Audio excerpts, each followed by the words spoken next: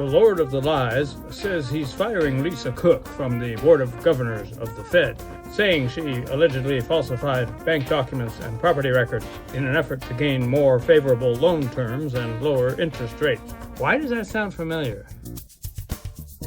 Cracker Barrel briefly removed Uncle Herschel from his perch on their logo, but brought him back when they discovered he was, in fact, not gay.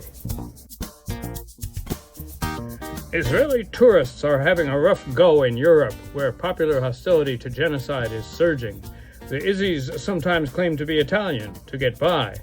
Reminds me of all the traveling Yanks who claim to be Canucks to slide by inexplicable prejudices against imperialism, or, currently, fascistic stupidity. Israel has protested, but the mayor of Athens says he doesn't have to take advice from people who kill children en masse. Touchy. In Confederacy 2.0 news, turns out the unkindest trumpety federal workers' cuts of all are reserved for, drumroll, black women. In the regime's effort to right-size the government, right-size, a term meaning exterminate all expertise, 300,000 black women have been dispensed with, while other gender and racial categories have increased their employment roles. A factotum fictioned that layoffs are made without regard to race or gender, adding that the bureaucracies are full of DEI hires. So, caught lying much?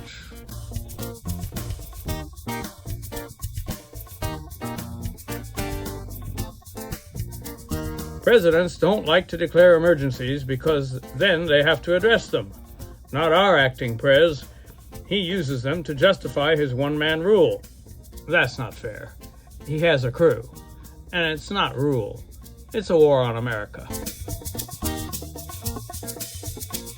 Which you can do if there's a crime emergency, an immigrant invasion emergency, a drug cartel terror emergency, a trade deficit emergency, a Brazil they're persecuting the me of the tropics emergency, an energy emergency, an international criminal court emergency, a protests are rebellions emergency.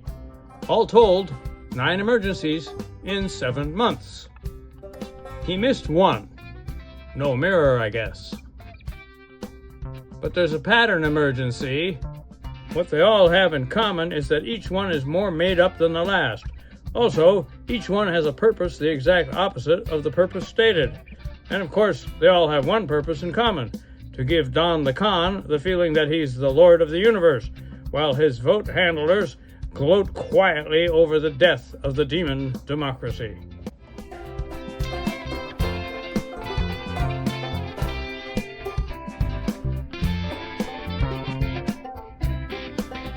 People under 65 can no longer get COVID shots. One of two things will now happen. Herd immunity will develop, and only 1 million people will die, or we'll all drink bleach and die. Medical experts have generally given Rifke Jr. a mixed review, saying his vaccine restrictions would fail a 10th grade science class. Some states have already moved to jettison the CDC guidelines and seek alternatives that would permit general COVID vaccination. I've always supported states' rights, haven't I?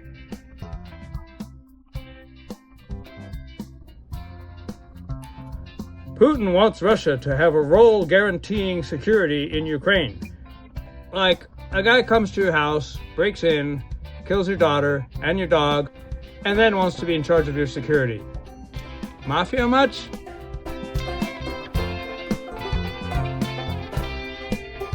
In the war over whether there should be black people in Congress, Demo-slackers control 3 states that they could redistrict in their favor, while Republicans have 15.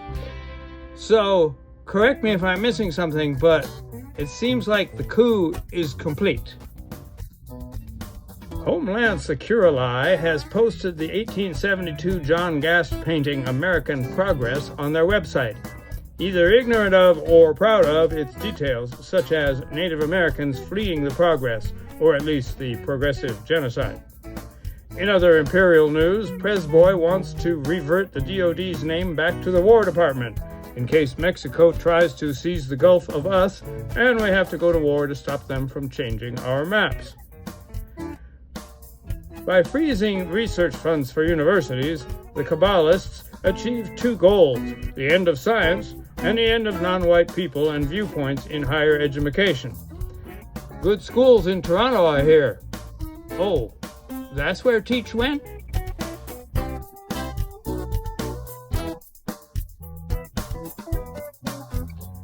Tom Homan says 70% of deportees are criminals and 30% are national security threats, which is amazing considering they're picking them off the streets at random. The ice cream man who disappeared, he had a great cover.